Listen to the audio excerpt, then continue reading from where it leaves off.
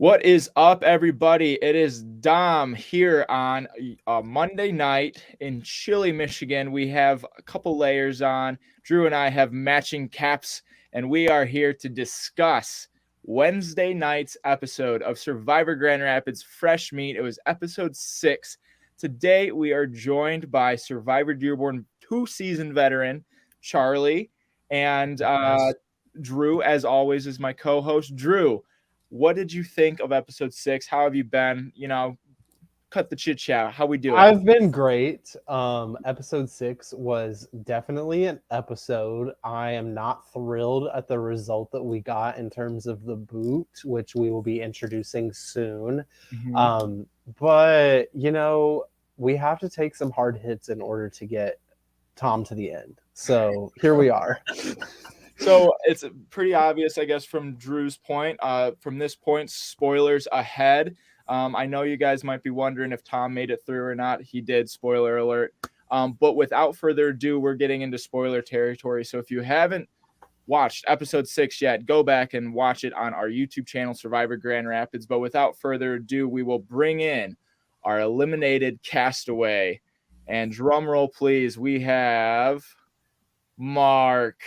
Mark, everybody. Welcome to your podcast. How are we doing? How is it feeling? Living the dream. Last week wasn't fun watching it back, but a couple of cold brewskis, you got to do what you got to do because it's not 12 degrees where I am, and that's better than most everybody else in my cast can say.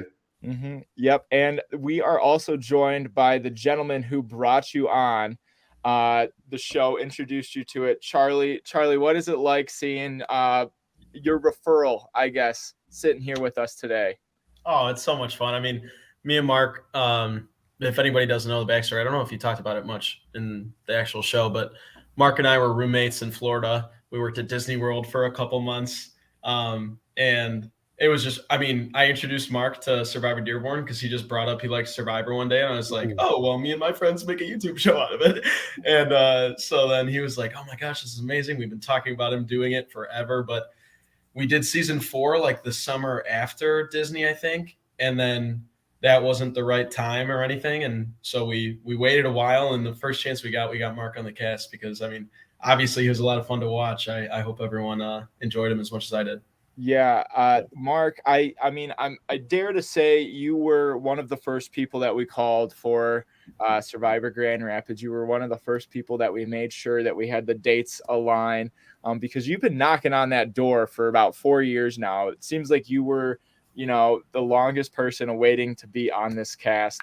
What was it like, I guess, to finally fly up and experience the game that you and Charlie kind of, bonded over, I guess, as roommates? It was so cool. I don't know, like I've always dreamed of playing on like the actual show, and obviously like this is a fantastic version of that. And it was just like such a surreal experience that like I finally get to go and like play the character that I want to play, like play the game I want to play and do this thing. And it was really, really cool. And I know I'm going to be a kiss up for saying it, but I just appreciate you, Dom, for everything you put into it. Cause I know it was a lot of work, and the production team minus Charlie too. Like you guys did a fantastic job. I know, shut up. But you guys did a great job. And I don't know, it was just a really surreal and like cool experience, and I wouldn't trade it for the world. And yeah, it was awesome. Well, I take back everything nice I just said. I'm glad that you showed up and you showed out all the way up until the end. Drew, I guess this is I'm wondering what your opinion was on Mark. We kind of skipped over. We did a brief recap, I guess, of episode 1 through 3, which is where I feel we really saw Mark come into fruition, and we've only really been recapping Mark's spiral, I guess. So yeah.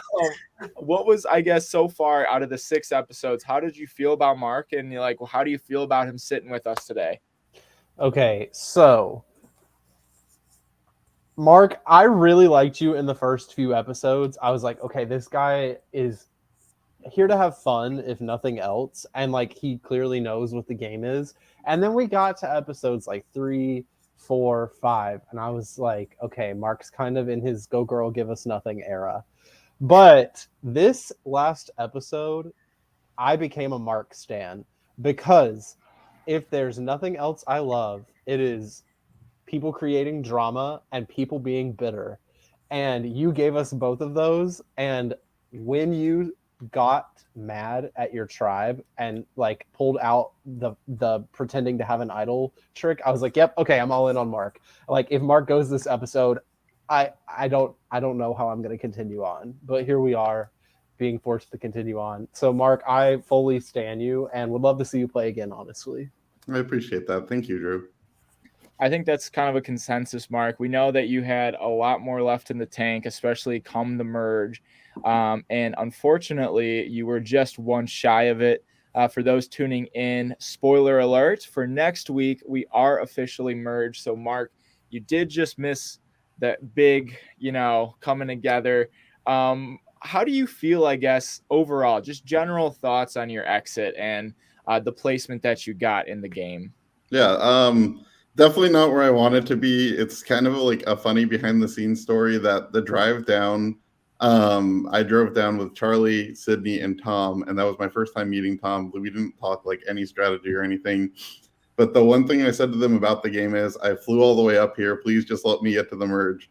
And they both were like, yeah, 100%. Like, we got you when it gets to that point. And then look who were the two that ended up voting me out. So it was a bummer because I did my best, and I'll talk about this a little bit later, to convince my tribe. I didn't know anything about when the merge was coming, but I wanted to convince them that it was coming because I'll get into this later, but I wanted to convince them the merge was coming to get me one vote further. And I feel like I did a good job of that, but I honestly had no idea what was happening. So it was just like, it was a lot of fun. I'm proud of the way I played, and really, I think I just got screwed by the swap at the end of the day.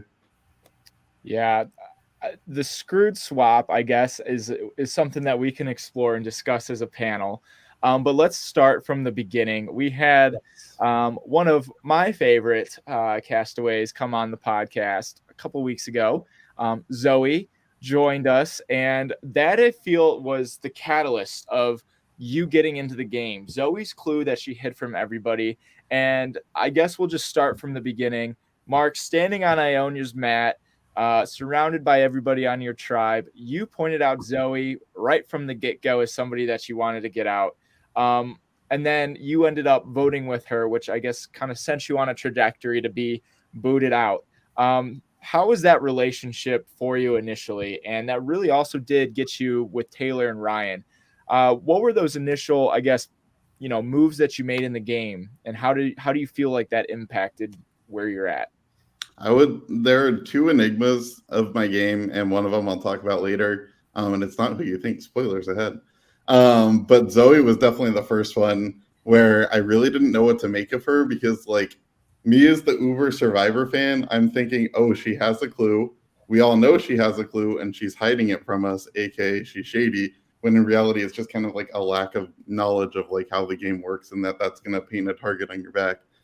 So from the start, kind of my thought process of like, I need to tell people about this was, nothing brings people together more than having a common enemy. Yep. So if I can paint the target on someone's back, and unfortunately it was Zoe, because like within the first 5 minutes of the game, there's something that I can kind of make that happen with.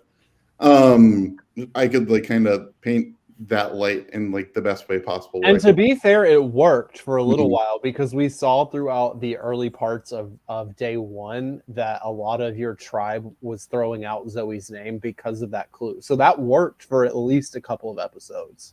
Yeah, definitely. No, and ultimately what came down to with Zoe, number one, she's a fantastic person. Like, no hard feelings against her. Or obviously I should be the one apologizing, but it's fine. But I really, like, the person I wanted to work with more than anybody was Jen, and I knew how close the two of them were. And I really wanted to like do my best to work with her. Like, the very first person I talked to in the game, I went up to Jen and I was like, hey, we both flew in here. But in reality, like, I wanted to work with a returning player because I knew that was somebody who would have a bigger target than I would. And because she's like one of the smartest people in the game too. So I think from the start, Zoe was kind of like my common bond person, but also like the more we talked in the group with me, her, and Jen, the more like I was like, oh, she's a nice person, I can work with her. The Ryan and Taylor thing, that was like really, really good. Like, Ryan, I thought was going to be my number one the whole game, and I genuinely believe, like, first of all, I'm just going to put this out there. If I were him, I would not have given me the idol either. So, like, props to you, Ryan. That was the smart move.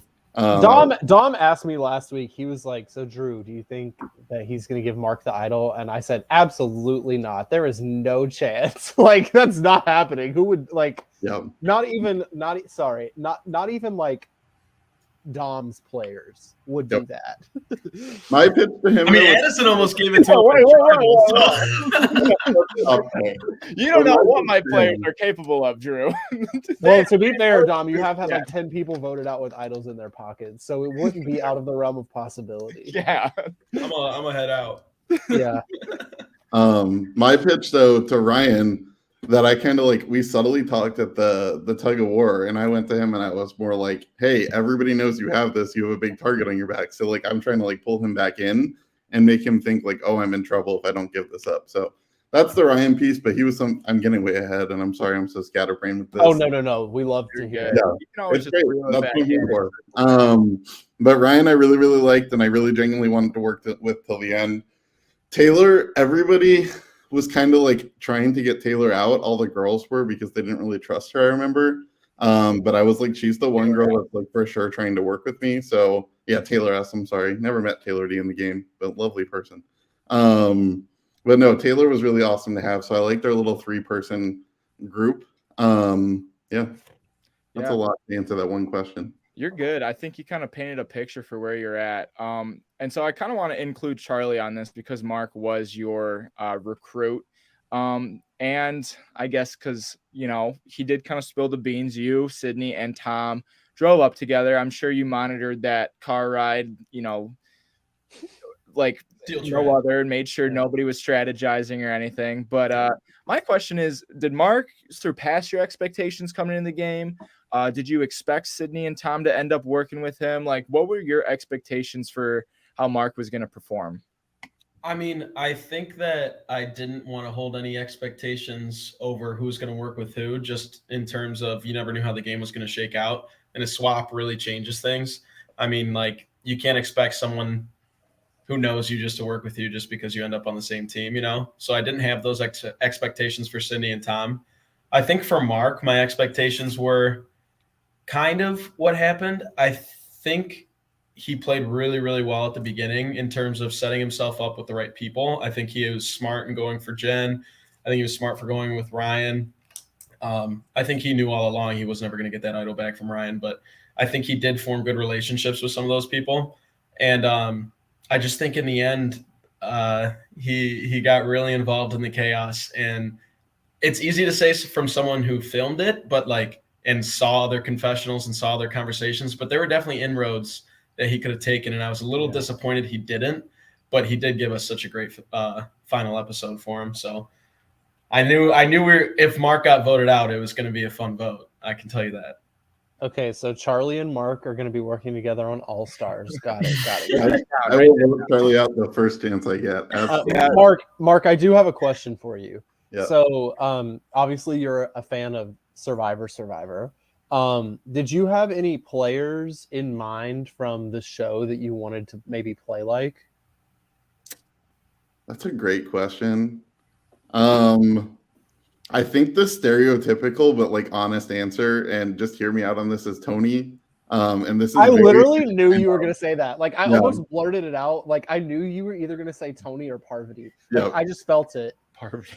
I wanted the Tony vibe because he's like the master of chaos, but then at the same time, like he has these great relationships where people are not gonna turn on him. And I'm like, I like to be the person that like is making the plans and stirring the pot, but at the same time, like can make and develop those relationships too. So he's kind of who I wanted to play but I think it definitely went downhill after the swap.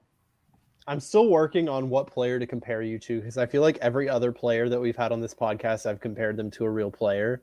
So I'm working on yours. I'm working on it. Mark is his own beast. He's Oakland Mark, baby. Mark, I got my Mark kind of gives me Judd Sargent vibes. I'm not gonna lie, but like in a good way. In a good way. Okay. Well, I want to head over to our comments section real quick. We have a fan in the comments. Valencia is letting us know that she just started it and she's loving it. And I'm so glad that you're watching and that you're enjoying it. We have a lot more coming your way. Like I said, we're about to hit the merge and we're about to hit our stride with that. And she Valencia, go vote Mark as fan favorite. She said that she hopes or was hoping that you wouldn't get voted out. So unfortunately, you proved her or let her down, Mark. But she can vote for you for fan favorite if that's something she would like to do. But let's move on. Mark, I do have one question for you, and this is kind of still in the first beginning stage of the game. With the the twist of bringing back Jen and Ryan or Survivor Dearborn players, you probably had the best knowledge of Survivor Dearborn. I think even our couples, Sydney, Ryan, Juliana, I don't even know if Brendan Esper even like watched the whole. Did we cut out a Wi-Fi? You're good. Yeah, you're good. Cool. I don't know what happened. Yeah. But I don't even know if our couples or Brendan Esper even, completed the whole series of Survivor Dearborn. And you are sitting here probably with the most knowledge of everybody. What were your thoughts of Jen and Ryan coming into the game? And how did that kind of start to develop your gameplay, I guess? Did that affect it at all? You're setting me up here because I think every Instagram post that you had between the years 2019 and 2022, I would comment, bring back Ryan for season 5. Ryan was like always my favorite. And I got to meet him at a party at Charlie's house one time, and it was like literally like a starstruck moment over this guy who's like 2 years younger than me. But I was really excited because Jen, I don't think I had a great impression of because she never really like made it that far into the game. But what I did know of her, she was super strategic and had like a good base knowledge of it. But Ryan was the person that like I definitely wanted to work with because I saw his loyalty, and he was the only person that I had like a genuine relationship with because of the one night that I met him. And I felt like that was like my big disadvantage going into it. So I think I definitely would have tried if I had the chance to work with Ryan on my tribe, but like knowing both of their past, I really kind of saw myself working with either of them and could have seen that through too. Awesome. Well, good to hear. I'm glad at least one person on this cast knew that Ryan played a loyal game. Seems like everybody on Cascade forgot about that or just didn't even care. He literally got voted out first, or he went to the end with the same people. It was terrible. Exactly. So we touched on all of that. We kind of set up everything. You guys won in stellar fashion in quite a few of those immunity challenges. You guys had one unanimous vote sending Hannah home, granting her wishes. And then the next morning, we swapped. Were you expecting that at all? So yes and no. The reason I say no is because I genuinely did not think you had the budget for an extra set of buffs. And that was my honest to goodness truth, which is why I was like, I think we're okay. But then I was like, if it's going to happen, it's going to be the morning after we all bond at night and have a bonfire and stuff. So I was expecting it, but I kind of wasn't because I really didn't think you could afford it, if I'm going to be 100% upfront. We got full-time jobs now. They got sponsors. Survivor Dearborn has sponsors. Ooh, can we let them in, Dom, about the morning of that morning? So I wake up from like a Snapchat from Mark. Like, can you get like a camera person out here? I've been out here searching for idols for like 2 hours. Nope. That's valid. I was like, film yourself, and I rolled over and went back to sleep. I was Snapchatting him and Charlie, and I was like, I've been out here since 4 a.m. This is probably at 5:45. And I was like, will one of the two of you let me know where this darn idol is? And Mom just responds to me and says, get it on film when you find it. And I was like, all right, so something's out here, but nothing was out there. Yeah, I think that was one of my biggest shocks from both you and from Jen. Two Survivor players, Survivor fans, didn't know that there's only one idol in play at a time per camp. I guess that might have slipped your mind. I don't know. You guys spent countless hours looking for stuff. But yeah, I thought that was kind of funny that you were looking for something that wasn't there. But yeah, so I guess we swapped and we did see our divide 4v4. And it doesn't, I don't know how, can you walk me through that initial swap? What were your thoughts when you first saw that? Did you think you were screwed initially? So the people that I was closest to from the Blue Tribe, in my opinion, it's not shown on camera a lot, but he would confirm it too. Me and Brendan Esper had a really good relationship, and we really wanted to work together. I thought Ryan and Taylor were my go-tos, and then Jen I wanted to work with too. So 4 of the 5 people that I most wanted to work with in the game, I saw went over to the other tribe, and I was like, oh, this is not a good spot for me. But the fact that Sydney and Tom were coming over, I was like, this might be a bright side, but also I don't know. So also the fact of how disjointed the 4 were from the other tribe, like we're gonna get to it, but I have so much beef with them right now. It's crazy. But no, so ultimately, and I can get into it now a little bit too. The other like big enigma, and that you kind of saw it in one of the episodes when I talked to Juliana, she gave me absolutely nothing, and I was like, I don't trust her. And then immediately, the one time she gives me any attention or any like information, I was like, I want to work with her till the end. So she was like my big person where I was like, I really don't know where I lie with her, but like she's somebody I want to work with till the end.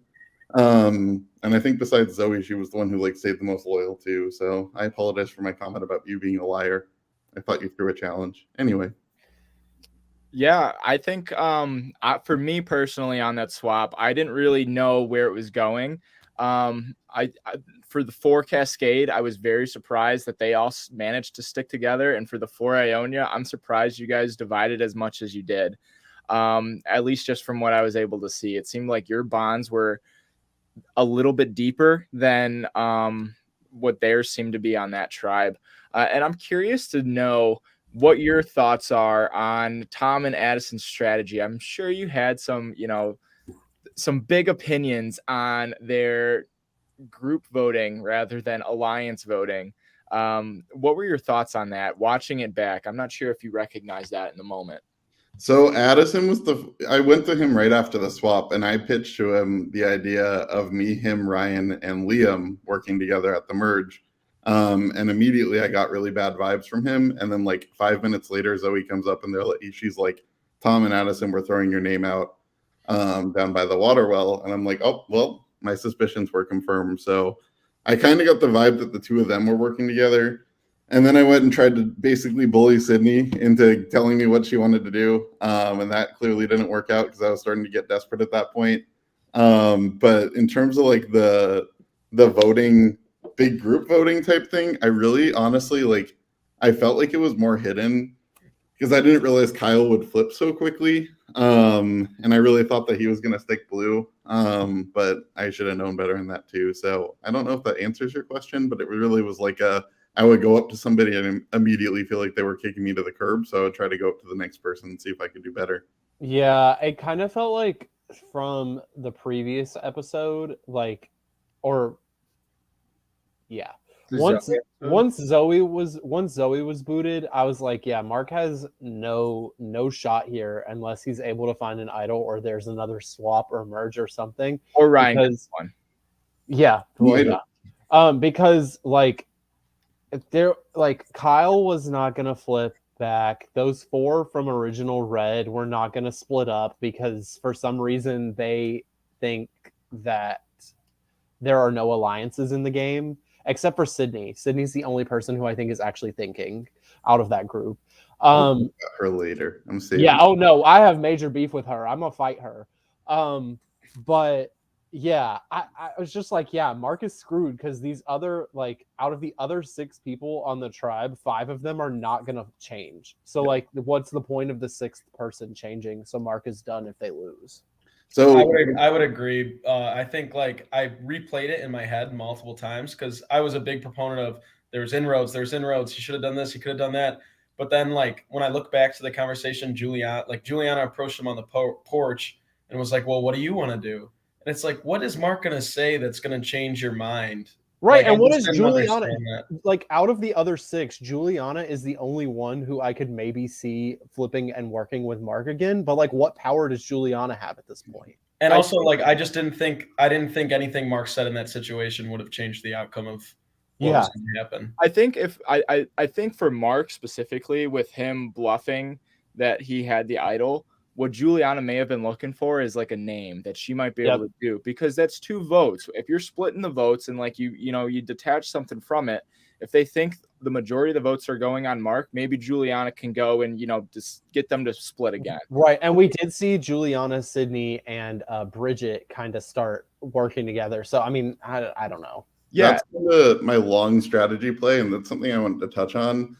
Because when we started talking about when the merge was going to happen, I was trying my hardest to convince them that it was the next round. Because, legitimately, I knew that picking up from what they knew about the game, Sydney and Juliana were the two smart ones who would realize, like, hey, if Addison goes into the merge with an idol, then that's a problem. So that's why I tried to like start to convince people in that sense. That like, why are you taking Mark out when you can take me out whenever? And this is your one chance to blindside Addison when he's very confident. Also, I apologize to you, Addison, too. No hard feelings. I don't think you went hard on that though. In the final, like that was the inroad that I was talking about, and I think you kind of gave up on that. Like you said that a lot in the previous episode, but this past episode, I feel like you kind of gave up on that, and we're just banking on getting an idol and then causing chaos. And I just like at the final tribal, like you were throwing out random names. You didn't even target Addison at the final tribal. It didn't seem. I don't know why I didn't target Addison then. You know. I think the big for me watching it back and editing it all, I think the big beef between Mark and Addison already put Addison on edge. So pitching his name is gonna, Addison plays an idol, Mark goes home anyway. Yeah. So maybe holding the cards close to your chest was a better move for you, Mark. But it's all, hindsight is 2020 because there's so many conversations. Addison is paranoid as all hell, like 24/7 in this game. And so you never know if he's going to play his idol or not. So blindsiding him, you really can't do it because I don't know if it would be that much of a blindside because he talks about being blindsided every single episode. So I guess we kind of jumped ahead and we kind of moved all around talking about it, which is totally okay because I don't know if there was a lot much to say about Taylor's episode. You guys won the tug of war, which was phenomenal, by the way. Yep.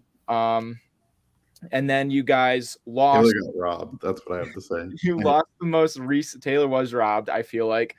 She also was a victim, I feel, of the swap. But you guys lost the most recent episode with the challenge of the lock picking of everything. Juliana did not throw that challenge. I literally thought she was. That's why I was so mad at her.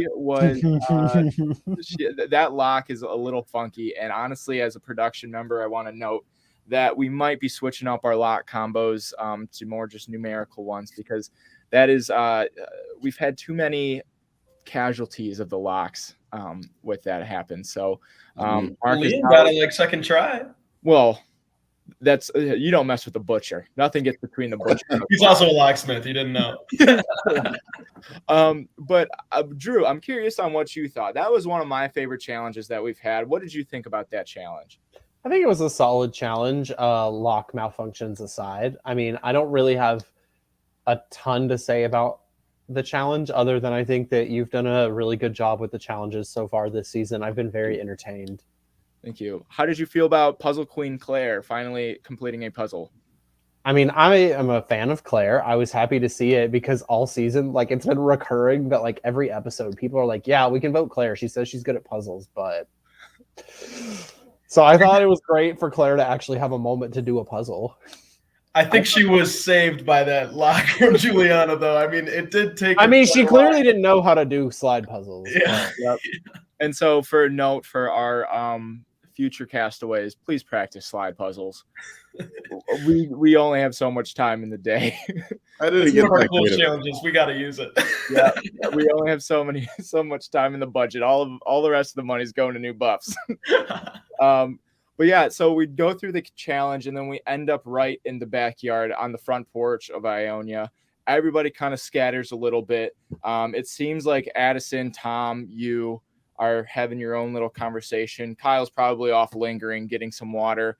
And then Juliana and Sydney separate and Bridget kind of joins in on the conversation and they have their own plan, not for this tribal council, but for the next tribal council. Drew, were you able to follow that? No. Okay, so I can shed some light on that. So Juliana and Sydney Sydney comes to Juliana trying to pitch this plan to vote out Addison and flush his idol. Not vote him out, but more so flush his idol. Right, which makes sense. Tribal council, right? But she still wants to be able to work with him. So what Juliana pitches is that they use Addison as a vote so that they don't lose his trust on this one. And they use him and his idol kind of in the next round and blindside Ryan. All 6 people stick together collectively and they go for Ryan. They don't tell anybody. And it looks like Benjamin Snyder is saying Kyle was maybe looking for an idol. I don't know if Kyle knew there was an idol out there. I don't think that tracks. But maybe it was. Kyle was lurking in the woods a little bit. But as I was saying, they He planned. helped me look that morning. I'm just going to put that out there. We looked for an hour together. Yeah, Kyle was off doing his own thing. I had no footage of what Kyle was up to this episode, if I'm being honest. And so anyway, Juliana and Sydney were plotting this demise of Ryan without even going to tribal council this round. So what they were trying to do was get their 6 Ionia people on board. They wanted to move forward from this tribal council and them stick together as a group, go for Ryan, flush Addison's idol in the process. It's this whole convoluted plan that we will see if it even works out or comes to fruition. But I guess, Mark, were you able to follow it? Charlie, were you able to follow it? The vet? And what were your thoughts, I guess, thinking ahead to the merge without even the merge happening? Charlie, you first. I've talked a lot. Well, I think it's smart to think ahead. I think a lot of people in this cast have good ideas and present these ideas and are able to talk through them well, but give up on them pretty fast. I think the flushing the idol idea was a great idea, and I think it could have. I agree. Mark, you're nodding your head. I think you could have hammered it down 2 more this episode, but I also think they could have ran with that. And I understand keeping it and going for a big player like Ryan later on, and it does make sense. But when you don't know when the merge is, that could have gone on for 3 or 4 more votes, and now you need Addison out, and he has an idol, and he can stay in the game. So I don't know. I think Juliana and Sydney think ahead more than anybody, which is a great thing to be doing. And I think that's why they're pretty high up in everyone's rankings for how this game is going. So I think they're very smart in that. And I just think maybe the idol should have been flushed. So I guess this kind of leans into, Drew, some questions that you may be having. How did Tom's name get brought up in everything? No, let me just Okay. pull out over my little note sheet. Okay, stage is yours. I love that. I said, Sydney is throwing out Tom's name. I'm calling the police. This has nothing good for her. He survives the tribal council after somebody who he's in an alliance with throws out his name. So all she's managed to do by throwing out his name is now put on his radar that his name has been thrown out by people that he's supposedly working with. And he survives the tribal council. Why are we saying Tom is the threat? Who is Tom a threat to? Tom's not winning the game. Sydney, Those in previous seasons of Backyard Survivor, though, the people who aren't winning the game are the ones who end up winning the game. I'm truly baffled. They are in a 3-person alliance. They have a final 3. And I understand Sydney now is yeah, I kind of want to pivot away from working with Tom. But you don't immediately throw out someone's name and then know that they will survive the tribal council. They survive the tribal council now, and it gets back to them that someone who's their closest ally just threw out their name. I just don't understand. Sydney is a great player, but this baffled me. And it's not just because it's Tom, and I'm a massive Tom fan. It's not. I just don't I don't understand it. When this happened, I was like, Sydney, the math does not add up. So I can kind of, nobody did a confession about this. This all really happened last minute once Mark, threw everybody for a loop, saying that he had an idol. And what their plan was if Mark does have an idol, like he says that he does, Tom is most likely the one out of the 6 moving forward to flip and go back to Liam and Ryan. And so I think that was what their biggest concern was moving forward. So it kind of makes sense in the sense of voting him out. But I also agree with you. It doesn't really make a whole ton of sense knowing that Tom is going to stay in. But when you're in the moment and somebody's telling you that you're about to unanimously vote out that they have an idol and that they're also throwing their 1 vote onto you, I think, gears start to turn and you start to kind of narrow down, who's next and on your pick. So if I'm Sydney and someone is telling me, Mark is telling me that he has an idol and I know Addison has an idol and those are the 2 names that are out right now, why would I throw out Tom or Bridget's name? I'm trying to work with Juliana. So who does that leave? Not Tom. The Rat King. That leaves Rat King. So why are we not throwing out his name instead? It just does not make sense. Maybe they forgot about him. He was down. He was lingering. I think genuinely I think Kyle at that point, like I think I've been very surprised as to how much Kyle was in the works with things, because just from an outside perspective, while the game was going on, I thought he was just a complete non-entity. And to Sydney's defense, I think that's what she thought in the moment too. And I mean, Tom is a threat. Like everybody kind of liked Tom and everybody wanted to work with Tom, and he was funny. I mean, like people wanted to keep him around. I don't think he's necessarily winning the game at this point, but I think if you let someone like Tom get far, it's not the safest thing in the world. Even if he is your ally. Too. Just to jump in on that point, I said that I was going to vote for Sydney and did that bluff because I just kind of assumed they all thought that I was going to say Addison because, like, obviously I had my burning hatred toward him. Whatever, we're cool now, I hope. But no, I was like, number one, everybody's going to think that I'm going to say Addison, so obviously they have a plan for it. He is an idol, whatever. And number two, she's also like the smartest one there and would be the one to understand, like, not to bash on everybody else on that tribe, but I just genuinely have like that much respect for Sydney. But she would be the one that is also like central enough within that group that they would want to do whatever it took to save her too. So I was like, strategically is the best pick to throw somebody or bluff somebody's name out too. Wow. Okay. Yeah, I didn't understand that. I like that description you just gave. That was pretty. I'm just gassing Sydney up this episode. Charlie, make sure she takes me to dinner next time I'm up there. Thank you. I think a good point also to add that Sydney made is that Mark is a strategic threat, just a walking target come a merge. He's going to get himself out. People are going to hop on that vote no matter what. And so keeping him around and getting rid of a player like Tom, who might be easily able to skate by a couple votes, because why would you waste a vote on Tom at this point, So getting that out before the merge may also come to fruition. I'll head in again to the comment section. Benjamin Snyder also says, on the last few seasons of CBS Survivor, the under-the-radar strategy won the game. That's assuming that there is strategy involved. Gabler could be our Tom. I think that, the games are kind of lining up just all over the place, but still an integral part to votes. So I think those are some pretty good points. I think Tom can definitely win this season if he is in the finals with two people who have done absolutely nothing. That's fair. Nothing gets decided till the merge anyway, in terms of the end game. So, and like honestly, going into the merge, I don't think Tom is in like a ton of danger, but like now he knows his allies are throwing out his name. Yeah, I think that's a big point. And so the game. So fast forward in a little bit, we touched on a lot of topics. I feel like revolving around the strategy of this last tribal council. There's a lot of moving pieces and a lot of sides of the story that we really don't have. We don't have a lot of the perspective of the Ionia tribe just yet. We might see that come in the next episode if people start to explain their moves or when they end up on the podcast with their torch snuffed.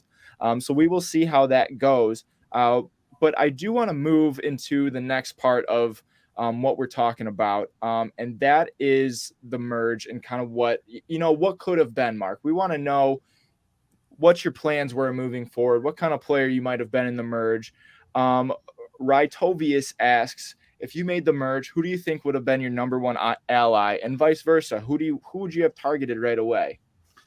Number one ally, if it's not Ryan Mango, who was already voted out, but absolutely would have worked with him. But I think strategically, I was really, really, really hoping it would be Jen. And that was something that like I kind of kept under the radar because I didn't want to make it a big thing, but like I wanted to work with her. And also I really wanted to get with Liam too. Because like everybody talks about the meat shield, and like what better meat shield than the 6'8" behemoth of a busher. But also I knew like he was smart and I knew he had his stuff together. So they were like the two that I wanted to work with besides Ryan too. And the person I wanted to get out more than anybody was honestly either Sydney or Juliana, because I knew that both of them were so like intricate within their own group that they had formed in this tribe that had just screwed me, that if I made it through this, then I would immediately flip over and try to take out one of the two of them. Okay, interesting. Drew, thoughts on that? What are you expecting, I guess, coming into the merge? I think.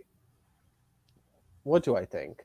It's weird because like a third of the players like aren't playing. Like they're playing, but they're not like playing Survivor. Like, does that make sense? Like Tom and Addison, they're just like, yeah, we don't have alliances. Like we're just voting. Like, what? I was thinking about that. I'm going to challenge you on that, Drew, because I came in. That's what and they like, said. Yeah, I came in and I'm like, I'm the super fan. But the more I thought about it since I got voted out, I was like, you're not playing Survivor. You're playing the game that your cast is playing. And that's why that's a voting block game. I completely agree, which is what that was leading into. That kind of like led into my next thought, which was I don't know if the people who are playing Survivor or the people who are playing Survivor are going to take over. Like, is it going to be the block votes that take over, or is it going to be the people who are being a little more maybe sneaky and cunning? Like, it could easily be Jen's group that takes over, Jen and all of her connections, or it could just be that we merge and the entire current Ionia tribe just sticks together. I want to. Oh, go ahead.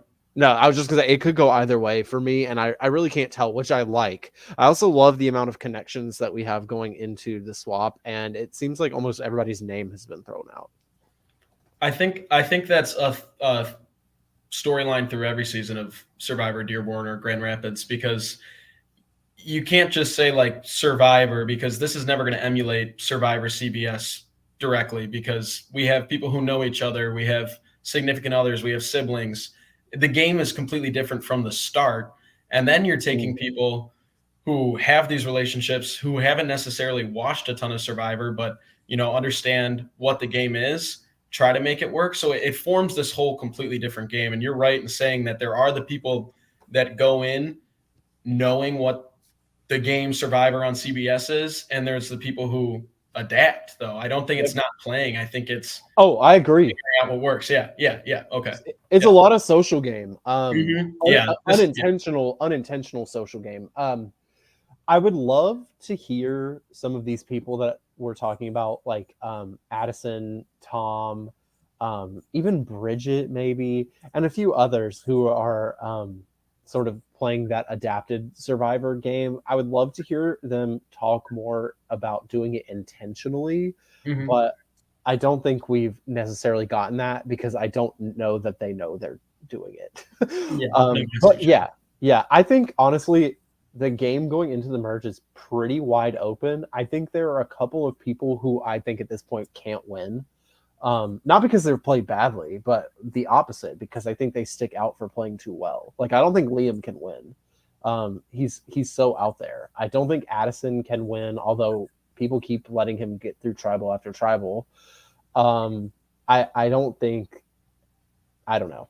I don't think Ryan can win. We'll see. But those are the three that I'm just like, yeah, they're so far, like they're playing so hard. I don't know. But I think the game's pretty open for everybody else.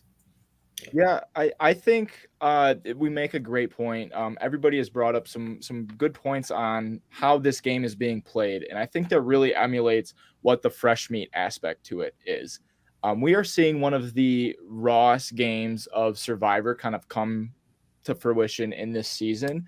A lot of these players have never seen Survivor before, have only seen like a couple clips, a couple episodes, don't really know what's going on, or maybe just saw it in like their parents' living room or something on a family TV night.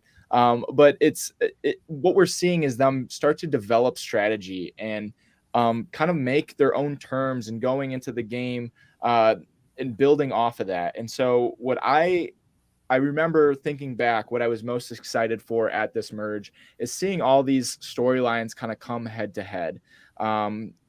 From the relationships that we have the Lesnow sisters, Jen and Bridget, about to make their reunion. So I think that can be something really fun.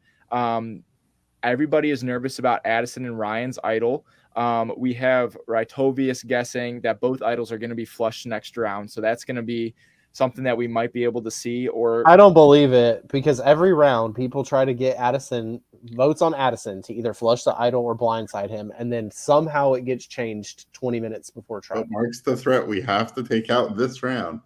Yes, we have to take out the man with no connections. who was going to flip on everybody regardless. Yeah, I mean, maybe they were smart in Mark's decision. Oh, I was flipping in a after heartbeat. the merge was to flip on all of them. It's all, but I feel like we're at this point in the game. And when I tell you, I had after this episode was released, we had maybe like 3 separate group chats of different people in it. And all 3 were blowing up, just talking about what was going on and how the game is being played. And I think this goes to show how, like, this is the hardest anybody has played one of my backyard versions of Survivor all the way through. All of our boots that we've had, all 6 episodes, everybody has given it their all, whether it shows on screen or not. And that's something that I'm proud of, that the cast has been committed to doing. And I mean, the only other season comparable to it is our final season of Survivor Heroes versus Villains, or Survivor Dearborn Heroes versus Villains, where everybody thought that that was their last go. And everybody is treating this as their first and last go, which is why I respect Mark so much for the way that he went out, because I would not cap off that pre-merge any better way than going off with a blaze of glory, because that is just the defining factor of how we wanted that pre-merge to be played, because the floodgates are about to be open and this merge is anybody's game. And I'm excited to be able to edit that and watch everything come to fruition, because I'm also editing week to week for those that are watching. I'm a little bit behind, so I'm watching this footage as I'm releasing it. So I'm really excited for everybody else to watch. Yeah, and we're really excited to watch. I know I come on here and bash on players a lot, but it's because it doesn't matter. I'm having a good time. Like, I genuinely am loving, even like Sydney acting a fool. I love it. I think it's so much fun. Can't wait to meet her and fight her. I wanted to say Graphic doesn't want to watch anymore because I'm out, but that's just me. Geez. Yeah. To Dominic's point with Mark going out, though, I was going to ask Dom, have we ever had?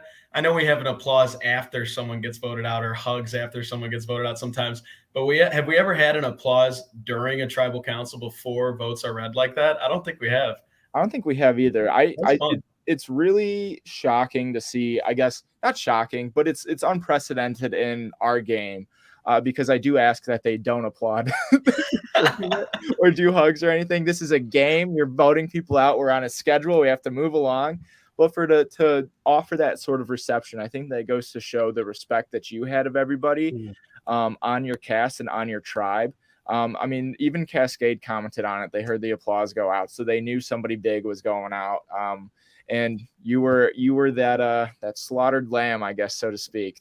I don't know if I could maybe find a better metaphor. At least Dom gave me a good handshake, unlike the awkward one with Addison earlier. Yeah, I meant to comment on that Addison handshake earlier. Yeah, I was basically just trying to gaslight this man because I knew he was stressed, but all love. Yeah, I gave like my little spiel about why I'm so passionate about this cast, and Mark, I feel like you really did come out and you were the spokesperson, I feel like, for our first half of this game. Coming out, you were one of our first confessionals, letting us know that you came to play, flew all the way from Florida, and gave it everything that you had. And you joined our camera crew, so those watching, be on the lookout for Mark in the background. So I'm super excited to see what we were able to create from this point out. But we are getting into a little bit later into the podcast, so I feel like we should start wrapping it up a little bit. And with that comes our power player rankings. I'm sure all of us are jumping at the bit. I'm ready this week. So to give our top 3. So, Drew, why don't you take it away? If you're ready to go, I'm excited to hear what you got for our 3rd place person of this week. So for number 3, I was torn between a few people, but ultimately I landed on someone maybe who didn't necessarily have like an outstanding week this week, but who I think moving forward doesn't have the hardest route. And that person is Claire, because who's voting out Claire at the merge? Okay. I think that's a completely fair point. Like Claire, she got her puzzle moment, which solidified her getting the point for me, because she finally got her puzzle. And like going into the merge, like I said, who's looking at Claire for like 2 or 3 votes minimum? I think that's a really fair point. Claire was on my honorable mentions list for me personally. I thought that she had for the little content that we saw of Claire, she has a very, very good read on the game. Yep. one of my favorite lines from her was kind of calling out how the strong people want the strong around and how the weaker people kind of want the weaker people around. And she's fallen into that weaker person category, but we're seeing her think. And I think that is, powerful enough. And she's made it to the merge. I agree. Who would waste a vote on Claire?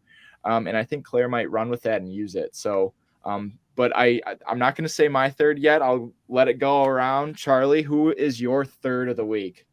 I'm going to go with someone who might not have had a ton of screen time this episode because they were on the other tribe, just like Claire. But I'm going to go with Ryan.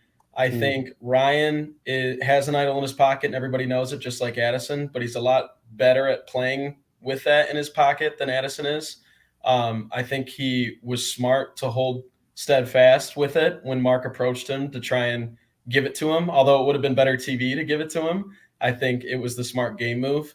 And Drew, I don't know, in playing in past seasons, I would expect that close to 50% of players would have given that idol up. So I don't know. I'm impressed that Ryan did, and I think it was a smart move and good for him going forward. Nice. I think Ryan's also a fair pick. Mark, what about you? Right.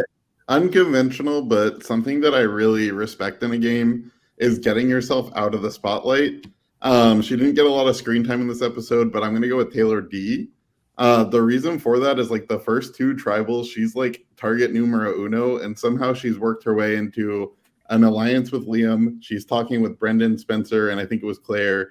She's in the middle of every single vote over there, but nobody has seen her go from center of the spotlight when she literally ran the wrong way into challenge to back into the decision making and go with the flow type atmosphere. So kind of how Drew is a Claire stand and thinks she's in a good spot. I really think Taylor going into the merge is in a really good spot. Yeah, I see that definitely. Taylor was on my short list. I agree with, I feel like everybody's points. You guys all went with current Cascade members. My three are the Ionia people because they worked this episode. Mark put them through the ringer, so I got to give credit where credit's due. I'm gonna go up against, or I'm gonna volunteer number 3 for me is gonna be Addison, Mark's adversary. I think Addison kind of had he had an episode. He has his idol. I think he's connected to people. They're wanting to keep him in, whether he knows it or not. But I feel like that connection with Sydney is paying over in folds, and he has kept his idol. The only person that voted for him was Mark. They split the votes on Tom over him. That's how bad they want to keep him in the game, just for his social connections. So I'll give credit where credit's due. Addison, I think, built the groundwork for him to survive this episode. We'll see how he does in the merge. I don't think he had a stellar episode, but I think he was comfy this episode. Addison was also on my short list, but I think what kept me from ultimately giving the point to Addison was the fact that Addison is still, as far as we're aware, Addison is still viewing this as the block voting, which means that he's really only thinking round by round. He's not necessarily looking at the long game like we see other players doing. So I'm interested to see how he does in a merge where all of a sudden everyone in the game is an option to vote for. Yeah, and I think that just communicates as kind of a messy strategy on screen. I would describe Addison's game right now as just messy.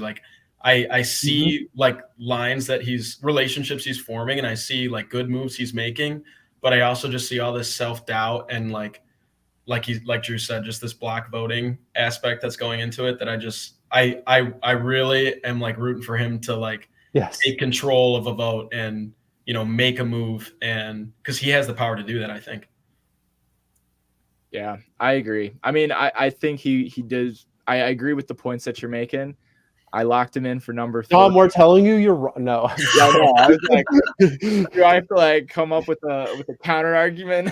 But I don't think we got time for that. So I think we should just hop into number 2. Yeah, go for it, Dom. Okay, I can just go for it. Number 2 for me is actually Juliana. And I want to explain myself because on the surface, it looks messy. She ended this episode voting for Tom, which was not the vote. Tom now knows that, her and Sydney may be coming for him later down the line.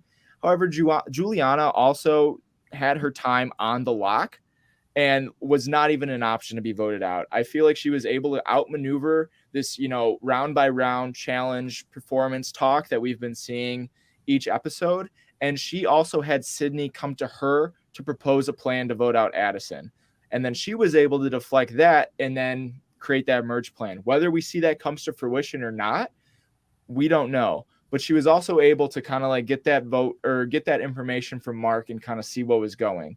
And I feel like more than anybody, she might have been braced for what happened at Tribal Council. Was it the cleanest episode for her? By no means. She flubbed up that lock ridiculously, just like Matt did in a prior season. But she was able to outmaneuver it, and entering the merge, she might have a little bit of heat from this last episode, but I think she has as many connections as possible coming in. She has her old Ionia and she has her new Ionia that she's been, kind of working with moving forward. And so she's my number 2, not for the cleanest episode, but because of the groundwork I feel like she was able to lay this episode. I'm going to piggyback right off of that because I also had Juliana as my number 2. I think one thing to note with her, like you said, Sydney coming to her with a plan, I think she is kind of like a orb people are starting to revolve around. Like, I think people trust Juliana, even though Mark may not have calling her a liar. I think, he did actually want to play with her till the end of the game. And I think a lot of people want to play with Juliana till the end of the game. And, well, like Dom said, it might be messy communication. I think you can see that her gears are turning in a way that not everybody's gears are turning. And I think I'm excited to see where that like Bridget, Sydney, Juliana thing goes at the merge. Like, I think Bridget gave a confessional about it where she wanted to work with them. I think they could form a power trio and be like, what was that one season? Didn't Parvati have like the Black Widow Brigade? Black Widow Brigade. I think that'd be cool. And I think Juliana's like I said, I think her mind's moving in a different way than everybody else's. And I think she's doing really well. Kyle could be their Eric Reichenbach. Ice cream. True. I could see it.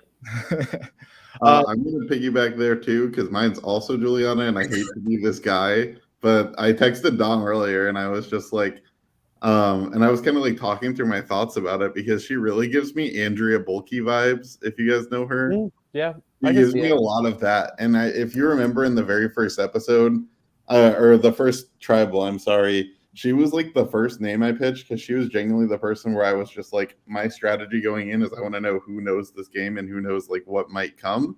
And the first thing she said to me is we should call Dom Mr. Dom, just like what's his face called Jeff Mr. Jeff. I'm like, okay, so she knows her stuff.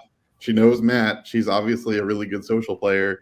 So I could see her being like a target for me later on in the game. And I think she did the best job you possibly could have done at the swap, where she like seamlessly worked her way into that little group, but she also has her blue alliances. So I think going into the merge, she's set up, even though she threw a challenge. So so my number 2 is not Juliana, but I did go also with someone who maybe wouldn't be expected, not because they've had like a stellar episode or anything, but because I think that they are arguably one of the better positioned people in the game. So I actually went with Bridget. I don't think that Bridget is one of the people earlier that I was talking about, like playing Survivor, like the game Survivor. I think Bridget is playing the game that has been dealt to her with the people that have been dealt to her. She's not leading the charge like Sydney is and Juliana kind of is, so eyes aren't on her, but she's in a strong alliance. It looks like she's playing a loyal game. No one's throwing out her name. Her sister's on the other tribe. Like, you can't really be doing a lot better. I mean, the only thing she could really be doing better is running the game, which we haven't seen. And I don't think we will, but I think that's good for her because the people who are being looked at are the people on the very bottom and the people on the very top, and she's perfectly positioned in the middle. Yeah, I agree. I think, I'll just lead right into my number 1, and I think I will go with Bridget as well. I think Bridget, this episode, we didn't really get to see a lot from her, yet she's involved in some very major conversations. And I think the standout moment for Bridget for me this episode was when Mark called it out at the tribal council, said that they were throwing Bridget's name around, and for her to stay so calm and collected underneath that pressure, I felt like that was, kind of a pinpoint of what type of player she is. Having your name called out at a tribal council is not fun whatsoever. So I commend Sydney for also kind of saving face and doing it. But Bridget still stuck with the plan that they had in place. She was also in on the Tom vote. I think, I don't know if we had footage of that, but she also gives a confessional coming up, but she was aware of what was happening, but she's entering this next round, no blood on her hands, seeing Jen at the merge. So I think Bridget is also, I agree, in a great position, and nobody knows how good of a position that she's actually in. Mm-hmm. I want to give an honorable mention to somebody that I also considered putting on my list, and that's Kyle, who kind of had a very similar episode where he turned to Mark and he goes, "You're bluffing," and kind of threw Mark for a loop on that one as well. That's baller. Kyle just nearly missed my list, but I'm going with Bridget for my number one. So, Drew, who's your number one this week? So for my number one, you guys stole all my glory. I have Juliana as my number one. I think that being approached for an alliance that is as significant as the one that she was approached by, plus now Tom's going to be more on Sydney than her, probably, because Sydney is an ally that betrayed him. Juliana has connections on the other side. I think Juliana's doing great. All of the things the three of you have previously mentioned also apply. Yes. But let's move it along. Awesome. Charlie, your first player of the week. Ooh, not biased at all here, but I think I'm going to go Sydney. Listen, I think that, as what I said about Juliana's mind working in a different way, I know Sydney watched some Survivor before this show, but I think she knows way more about Survivor than I thought. And the way that she is thinking about the game and thinking about idols, thinking about the merge, thinking about alliances, I don't think she's going to be in as bad of a situation with Tom as you think. I mean, like, she did what she needed to do to try and save her butt. Like Dom said, someone calls your name out at a tribal council. What are you supposed to do? Right. I mean, she could have gotten up and whispered to people and tried to come up with some sort of plan. But like, when you're thrown in that situation, you can use that as an excuse in the future as well. I think other people also threw out names Tom and voted on Tom, so she can wiggle her way out of that. I think while Juliana might be someone that people are coming to, I think that Sydney is making plans and is our only hope for a big vote. I think she really wants something to happen and will make something happen, and I think she's in a position to do that every episode. And I think she's a really good player and an awesome person and just overall the best. Sydney was on my short list, but what prevented? Oh, I understand your point, Drew. Yeah. No. Yeah, I think she's playing well. Do I think that there will be anything that happens between her and Tom? No, I don't, because it's Tom. Yeah. If it was anyone else that Sydney did this to, Sydney's in trouble. But because it's Tom, she's going to be fine, and she's going to stay well positioned. So I understand the points, and I consider them as well. Yeah. All right, Mark, close us out. First of the week for you. Sydney and Ryan were definitely on my short list, but I'm going to show Mark's villain redemption arc, and my number one's Addison. And I put a lot of thought into that. I know Charlie's making that face, this stupid little face, but Mark, I thought you were going to give yourself first. I literally would if I could. I played great, and I was great TV.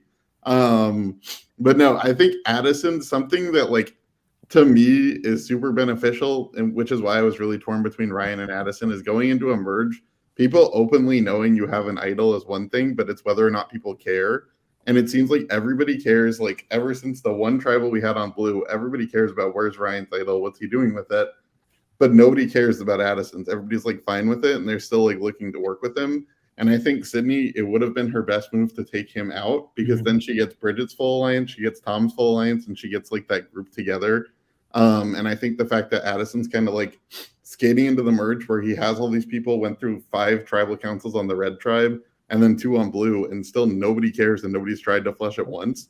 Like, that's huge, especially with like him being a bigger dude where he can win some challenges too. So I think he's in a really good spot going into the merge. Awesome. Well, thank you guys for partaking in this week. I think we had a very, very even week, I feel like, performance wise, for our top 3 spots. This was honestly one of the hardest ones that I've had to pick and choose from. Like I said, I feel like we had some snubs, but at the same time, we'll see what next week brings, or next episode brings. I do want to make a point for those that are tuning in. We typically air Wednesdays at 8, but this week, as I kind of said throughout the podcast, It's coming out tomorrow instead. this week, like I said throughout the podcast, I do typically edit as we release it. And when we have big events like the merge, I have so much more footage than I'm used to. So what I'm trying to do is I'm trying to hustle and get this episode out for Wednesday. But I am not sure, honestly, if I will be able to do it. So tune into our social media to make sure that you're getting the updates on if we're able to do an episode or not, because I only want to release the best quality of content that I'm able to, because all of these people gave their all to, put what I have on screen. And so I'm trying to do the best to get that going. And I appreciate everybody's patience and support. Dom, we will wait. We will wait for a good product. I know, and I'm anxious as you guys. I want to get this ball rolling and get you guys to see, because we have so much good content, so much good gameplay coming up for you guys. And so I'm putting the fire under my butt to be able to do that. And so when it does come out, I hope you guys are all ready to go. And I also want to give a big shout out to those that are tuning in live. We've been bouncing around from like 6 to 10 viewers this entire podcast, which for us, that is the absolute most that I've been able to, that I've had the pleasure of presenting in front of. So the comment section has been popping off. I appreciate everybody who's been doing that. And I also appreciate everybody who showed up on our panel today.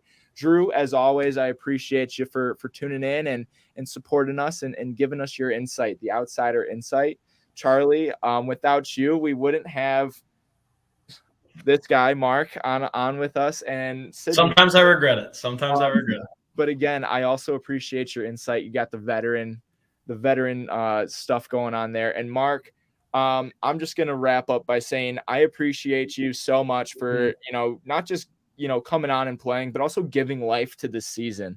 You were on a tribe that was on a winning streak, yet you still managed to keep the content interesting, keep the gameplay going. Your mind was always thinking. You were out looking for idols at 4 a.m. with nothing out there, and you gave your all on the challenges. And I hope things work out and, we get another season that you're able to come back and prove that you're not just a pre-merger, and that you're able to get one more round and get to the merge. So Mark, I appreciate you again for everything that you've done for the show. And I'm excited for for your work that you're able to do, be presented. Mark also took on our Ponderosa. So yes, Mark's content is also as a cameraman. His career as a cameraman is going to start at the merge. So be on the lookout for that. Everybody else, I appreciate you tuning in, whether you're tuning in tonight or later.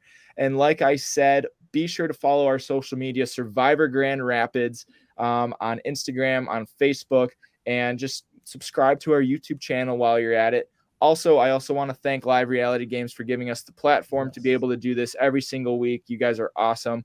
So thank you for that. And again, tune into our social media to make sure you get all the updates and whether or not we're able to get an episode out this week. Fingers crossed. But other than that, enjoy your Monday night. I hope everybody has a great week. And without further ado, see you guys later. Good night.